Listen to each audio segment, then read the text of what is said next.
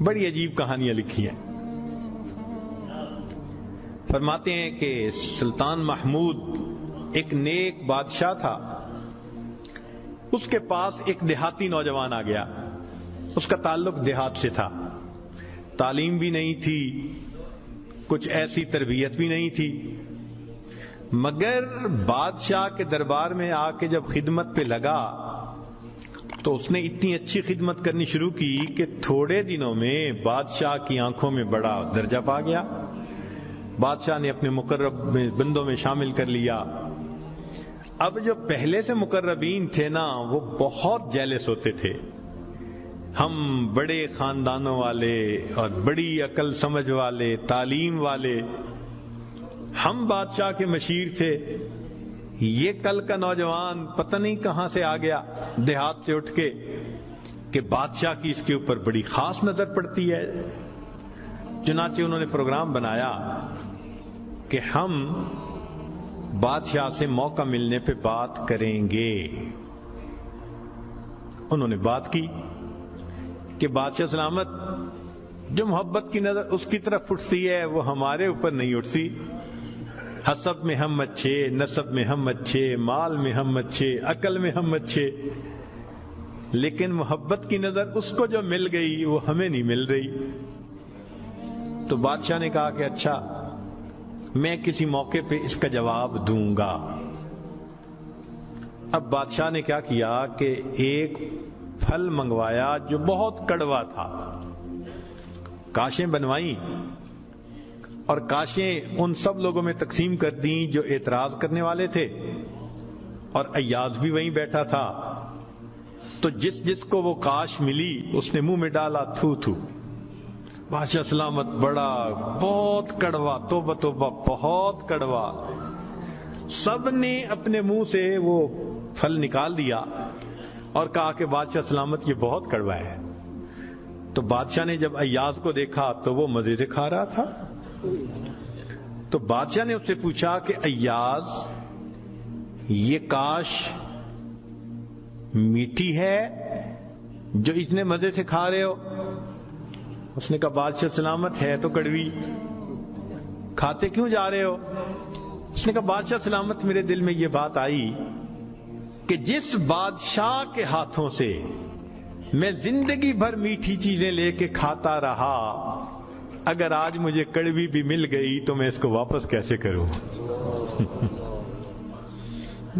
عمر بھر میٹھی چیزیں لے کے کھاتا رہا, آج کڑوی بھی مل گئی تو واپس کیسے کروں؟ کاش کہ یہ چیز ہمارے اندر آ جاتی کہ جس پروردگار کی نعمتوں سے ساری زندگی ہم انجوائے کرتے رہتے ہیں, اگر کبھی کوئی اس کی طرف سے آزمائش کی گھڑی بھی آ جائے تو ہم پھر شکوہ کیوں کرتے ہیں؟ اب بادشاہ نے سوچا کہ بھائی یہ لوگ جو بہت اعتراض کرنے والے تھے نا, ان کے سامنے کوئی اور ایسا ہیلا کرنا چاہیے کہ ذرا ان کو بات سمجھ میں آ جائے. تو ایک دن بادشاہ آیا اور اس نے کہا کہ دیکھو بھائی, آج میں تم سب کی عقل کا امتحان لوں گا, تمہارا آئی کیو لیول دیکھوں گا کیا ہے, اور میں دیکھتا ہوں کہ کون اس میں پاس ہوتا ہے. اب جب بتا دیا تو سب بڑے محتاط ہو گئے. بادشاہ نے ایک موٹا سارا ہیرا دکھایا, دیکھو یہ کتنا قیمتی ہے, کتنا چمکدار ہے, اور ایک ہتھوڑا بھی ساتھ دیا, اور پہلے کو کہا کہ جی یہ ذرا ہیرا جو ہے توڑ کے دکھاؤ. اب وہ سمجھ رہا تھا کہ بادشاہ نے ہم سے امتحان لینا ہے ہماری سمجھداری کا. تو اس نے کہا بادشاہ سلامت یہ ہیرا تو بہت قیمتی ہے, اتنے کیرٹ کا, اور بالکل بے عیب ہے, کوئی فلاں نہیں, فلاں لیس ہے, لہذا اس کو تو نہیں توڑنا چاہیے.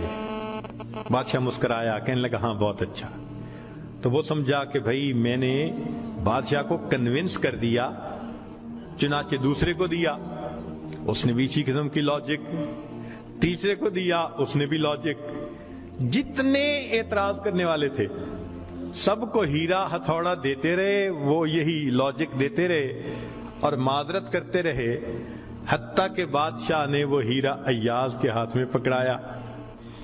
جب ایاز کو کہا ایاز اسے توڑو, ایاز نے اس کو نیچے فرش پہ رکھا، دے کے مارا ہتھوڑا اور اس کے ٹکڑے ٹکڑے کر دیے۔ اب جب اتنے قیمتی ہیرے کے ٹکڑے ہو گئے تو وہ تو سارے خوش ہو گئے، آج اس کا گنوار پن کھلا، اس کی جہالت کھلی، بے وقوف، کیا پتا اس کو یہ کتنی قیمتی چیز تھی۔ تو وہ ایکسپیکٹ کرنے لگے کہ آج تو بادشاہ اس کو دھکا دے دے گا دربار سے۔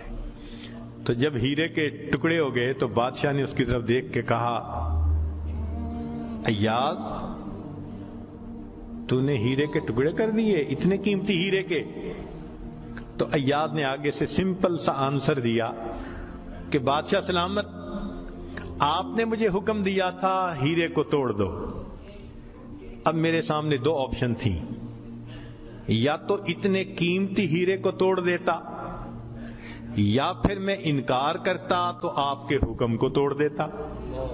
میری نظر میں آپ کا حکم ایسے سینکڑوں ہیروں سے زیادہ قیمتی تھا، لہذا اس کو کم قیمت سمجھتے ہوئے میں نے آپ کے حکم کو نہیں توڑا، میں نے ہیرے کو توڑ دیا ہے۔ تو بھئی جتنا ایاز کے دل میں بادشاہ کے حکم کا احترام تھا، کاش ہم بندوں کے دل میں پروردگار کے حکم کا ایسا احترام آ جاتا۔ ہم خواہشوں کو توڑ دیں، تمناؤں کو توڑ دیں، اپنی امیدوں کو توڑ دیں، ہم کبھی بھی حکم خدا کو نہ توڑیں۔ تیسرا واقعہ لکھا